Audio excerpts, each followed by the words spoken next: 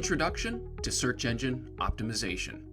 The objectives for this lesson are to explain the importance of search engine optimization, describe search engine optimization, identify search engine optimization components, and highlight the benefits of search engine optimization. Importance of SEO. Number one, it's to be on the top in search engines, which makes you more credible. The majority of search engine users are more likely to click on one of the top 5 suggestions in the results pages. To take advantage of this and gain visitors to your website or customers to your online store, your website needs to appear in one of the top positions. Users trust search engines, and having a presence in the top positions for the keywords the user is searching increases the website's trust. Search engine optimization will also get more users to your website and provide a better user experience. Search engine optimization, or SEO, is not only about search engines, but good SEO practices that improve the user experience and usability of a website. Next, it can help you earn the competitive edge. SEO can put you ahead of the competition. If 2 websites are selling the same thing, the search engine optimized website is more likely to have more customers and make more sales.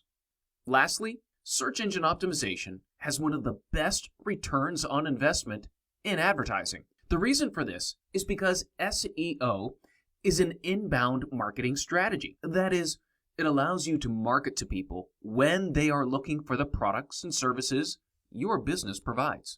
So what is search engine optimization? Well, it's all about optimizing your website so that it ranks well in the search engine's results page. Search engine optimization is the practice of increasing the quantity and quality of traffic to your website through the organic search engine result. The right way to start exploring more about SEO foundations is by understanding the 3 main components of search engine optimization. Those are the users, the humans around the world who are using search engines every day, the search engines themselves, and us, the optimizers. So let's start with the most important of these. It's the users. These are made up of the hundreds of millions of people just like you who use search engines like Google every day. These are people from all over the world searching with text, with images, with videos, all kinds of things. All of these are considered the users, and they are what drives SEO from the perspective of a search engine, and from the SEOs, the people who practice the profession. All right, let's dive into the meat of this, the search engines themselves. Search engines are technologies owned by technology companies. The most common one of this, of course, is Google.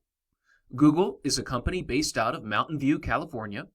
It's dominating the arena of search right now and has been for a while, but it's not the only player in the game. In fact, there are a lot of other important players. The other search engines that are big in the United States are Yahoo, which you may have heard of because it's been around for a long time, and Bing, which is owned by Microsoft. Outside of the United States, there are some other search engines that are very important. First and foremost, we have Baidu, which has an enormous market share in China. You also have Yandex, which has the most market share in Russia. And then Naver, which is very important and has the most market share in South Korea.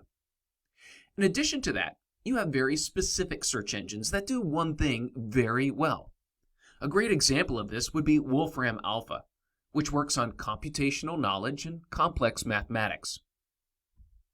Now, the third component is the search engine optimizer, the SEO. It's an acronym, and it can be a very confusing acronym because it means 2 different things. SEO stands for Search Engine Optimization, which is the field, and Search Engine Optimizer, which is the profession. So if you remember that, you'll get everything else. That's the trickiest part of this opening section. So what does an SEO do? Well, an SEO does a lot of things. And actually, as we'll talk about, it's an increasing amount of roles, but the important thing to get is that an SEO focuses on influencing organic rankings in the search engines. So they don't primarily work on the paid advertising side of search. Now that we know the main components with some major players in SEO, let's look at what incentivizes them. And by understanding their incentives, you're going to understand what drives the market. So the first one we have is users. And everybody, including yourself, is this. This is the world's population who's using the internet to try and find information. The incentive for the users of the internet is to find the most relevant information they possibly can on any topic that they can at any time and in any language. So it's a very big goal, but something that search engines work towards trying to solve. So what incentivizes the search engines? You see, they're trying to provide the most relevant results to users worldwide, but they're doing it in two ways. They're doing it through organic results, which they do not get paid for. There are things that they're going to just provide so that they can offer the breadth of information that they have. The second way they do this is through advertising. They offer ads from advertisers along with regular search results.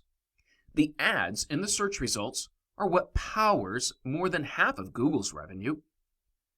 So what is incentivizing the search engines? It's twofold. They're trying to attract a large audience of users through the organic results, but also provide ads with relevant information.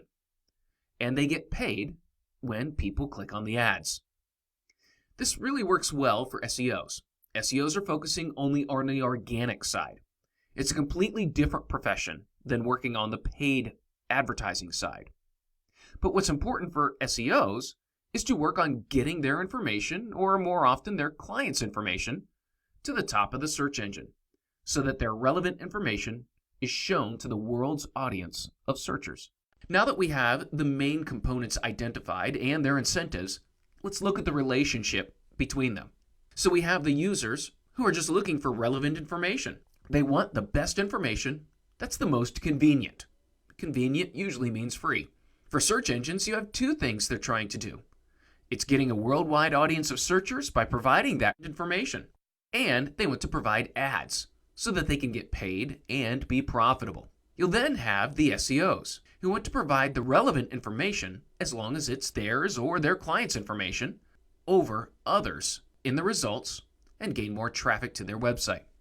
So you have a lot of these forces that are working together. You have these search engines who need the SEOs to help organize information. Many times business owners and companies don't have the knowledge or the ability to make their sites workable for users or search engine friendly. So the SEO tends to drive that system. And you have the search engines that then provide this service of providing information. But on a day-to-day level, you'll see that this relationship shifts a lot. Between the search engine and the SEOs, there tends to be some tension. SEO can help businesses make better websites and rank higher.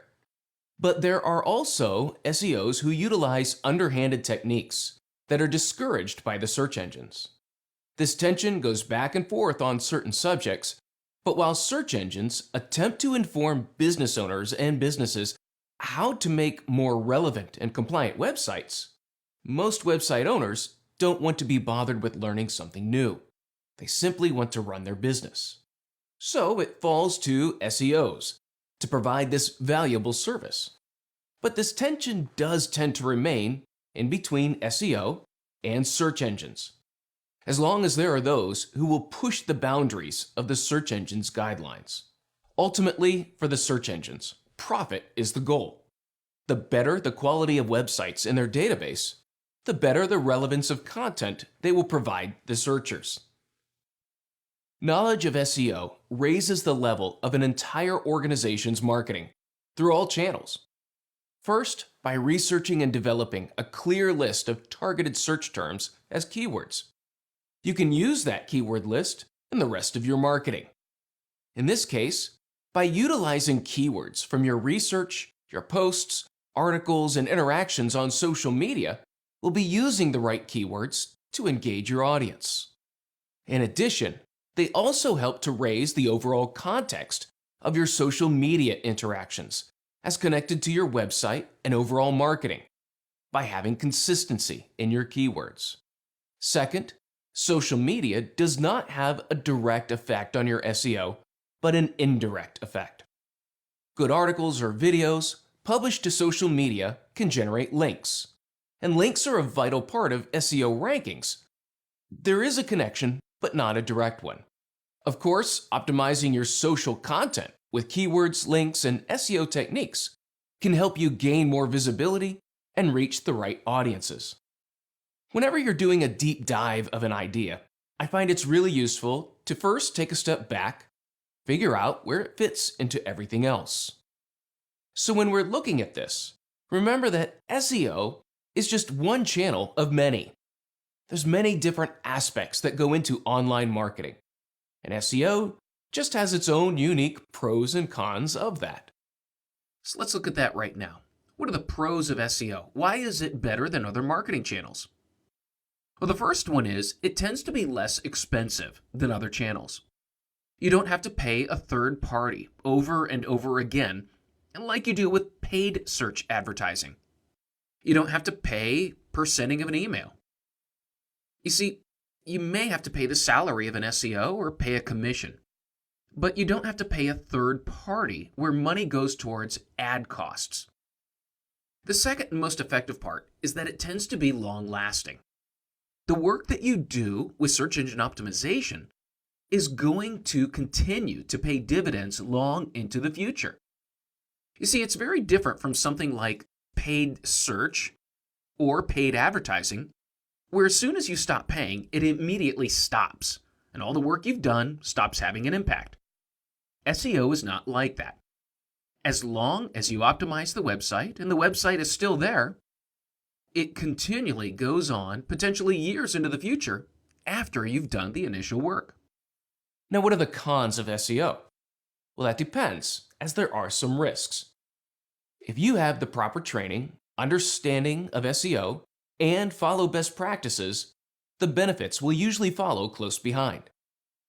However, if you attempt to work on client sites and make mistakes, it could cost you a job or potential legal issues. I've seen those who think they know SEO, but their knowledge is only based on older techniques that are outdated, and those techniques were marginally acceptable at that time. And client sites have suffered as a result of those mistakes. This is why certification is so vitally important in this industry. Finally, some SEOs can also be very aggressive with their techniques. So aggressive that if they are caught, they could get penalized and cause a website to be removed from the search engine.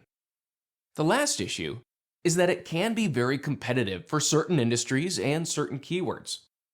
Depending upon your market, it could be very competitive, which will demand more exacting execution of your optimization. Unfortunately, these highly competitive areas are also full of SEOs who are willing to take aggressive risks in order to outrank their competition. The biggest mistake that SEOs make are using outdated techniques. Unfortunately, the worst place for SEO advice can be found on a search engine. You see, for more than 20 years, people have been trying to figure out how to gain rankings in the search engines. As they have found some exploit or marginal technique, they've told others, people have written articles, and they've been published online, and those articles are still out there. Imagine if you read an article about SEO from, let's say, 1998. You might be told to have a white background on your website and then put blocks of text on the page, colored white as well. Then, put keywords in those blocks of text that the user won't see but the search engine will. And this would be to increase your keyword density. Back then, SEOs were trying to have a keyword density of about 5 to 8% on a page to gain an edge in the rankings. Now, what would happen if you were to implement that technique today? I'll tell you right away, the search engines would spot it in an instant and likely penalize your site and possibly even remove it. Now let's talk about careers in search engine optimization. Depending upon where you go with your career, either as an individual or part of a larger team, your experiences will be completely different. Performing SEO as part of a large international company will provide completely different challenges and experiences than working with small businesses or even an agency. Each has their own dynamic work environment, hierarchy, and responsibility. Because of this, you may have more freedom to try things in some organizations and a much more limited and focused responsibility in others. Now, while all organizations are different, There are some common elements that you can expect in each of these types of businesses. I'll cover what you can generally expect if you are working at different types of businesses: enterprise, small or medium-sized business, agency, SEO company, or as an individual.